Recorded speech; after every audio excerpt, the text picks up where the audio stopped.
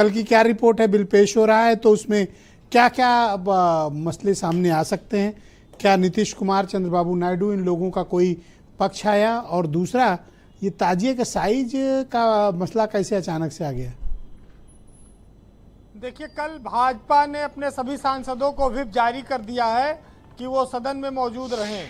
तो बहुत साफ है कि बिल आ रहा है और इस पर पूरी तैयारी है और इस पर बहस होगी। अब ये बिल पास होगा कि नहीं होगा ये तो संसद तय करेगी, जैसा सरकार चाहेगी। लेकिन इतना जरूर है कि परोपकार और भ्रष्टाचार में बड़ा अंतर है। जो बुजुर्गों ने, पुरखों ने संपत्ति परोपकार के लिए दान की थी, वक्फ की थी, अगर उस पर भ्रष्टाचार हो रहा है तो उस पर फिर निगरानी और कार्रवाई दोनों होनी चाहिए।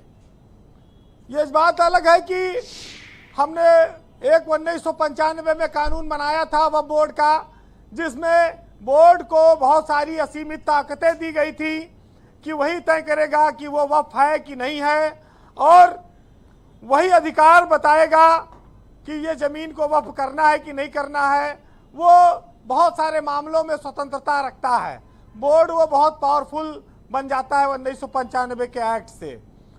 अब जमाना दूसरा है, जमीनों की महंगी कीमतें हैं, तो स्वाभाविक है कि जो लोग बोर्डों में महत्वपूर्ण पदों पर बैठे हैं वो इसका दुरुपयोग भी करते हैं और उसका लाभ लेते हैं। मनमाने इस्तेमाल को रोका जाना चाहिए, क्योंकि मनमाना इस्तेमाल ताकतवर को ज्यादती करने का अधिकार देता है और कमजोर को पास सारे रास्ते बंद कर देता है। वो कहाँ जाए, किससे अपनी फरियाद करे। ब्रजेश जी, आज योगी आदित्यनाथ जो मुख्यमंत्री हैं, उनका एक इंटरव्यू चल रहा है और उन्होंने ये बात कही है कि ताजिया का साइज छोटा होना चाहिए, नहीं तो करंट लग जाएगा हाई टेंशन तार से। भाजपा ने अभी कल ईद गुजरी है, 32 लाख परिवारों को ईदी भेजी केंद्र सरकार ने, मोदी ने, और यूपी में करीब 5 से 7 लाख परिवारों को ईदी पहुंचाई गई।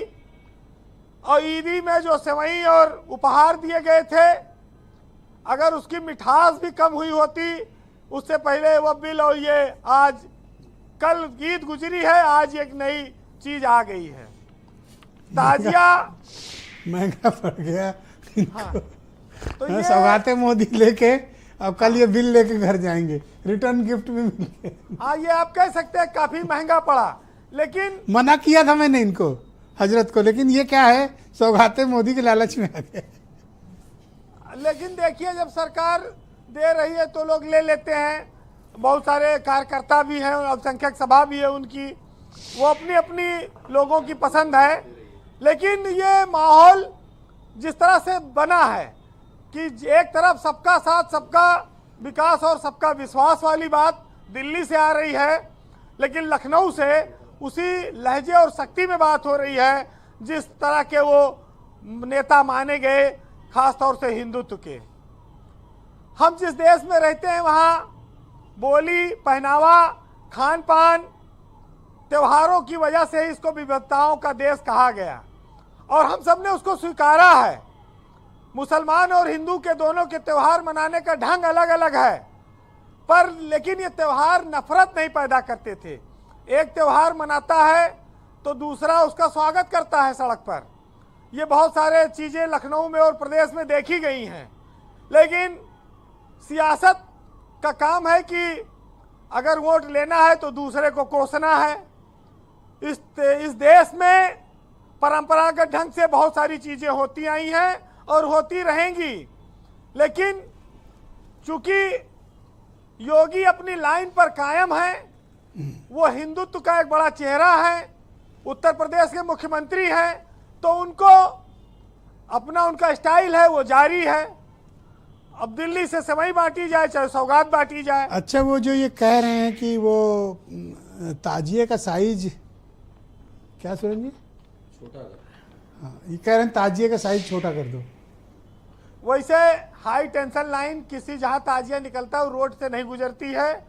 ताजिए का साइज भले चाहे जितना बड़ा हो छोटा करो, तो उद्देश्य साफ है कि सीमा में रहो, उपद्रव ना करो। उपद्रव करने की उनको कहना है कि हम कांवड़ियों को भी छूट नहीं देते, डीजे के लिए भी हम कोशिश करते हैं, रोक लगाते हैं। नहीं, ये जो इसलिए आपके मित्र है सैयद मकसूद अशरफ, ये कह रहे हैं भैया हम टाइट हो गए, अब बताओ आगे क्या करें।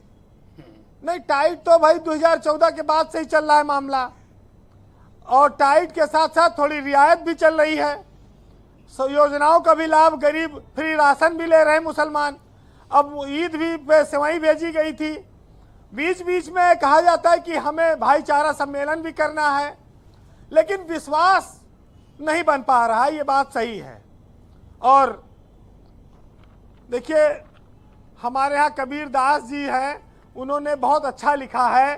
हिंदू और मुस्लिम ईश्वर अल्लाह के अलग अलग जो लोग मानने वाले हैं, जो ढूंढते हैं और जो अपना काम सिद्ध करते हैं, उनके लिए सुनिएगा कि एक राम दशरथ का बेटा, एक राम घट घट में बैठा, और एक राम सकल पसारा, एक राम त्रिभुवन से न्यारा, और हिंदू कहे मोहि राम प्यारा, और तुर्क कहे रहमाना, और आपस में दोनों लड़ मरे, और मरम न कोई जाना।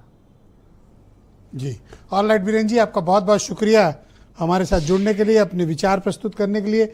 मैं उम्मीद करता हूं कि कल वक्फ बिल के बारे में आप एक सच और पारदर्शी तरीके से क्या कुछ ड्राफ्ट में मेंशन किया गया, इसके फ़ायदे और नुकसान क्या है, इसके बारे में हम सबको आप ज़रूर जानकारी देंगे। ओपिनियन ऑब्जर्वेशंस के लिए आपको बहुत शुक्रिया और धन्यवाद। बहनों भाइयों, डिबेट का दूसरा चरण प्रारंभ करेंगे। मेरे साथ SN सिंह मौजूद हैं,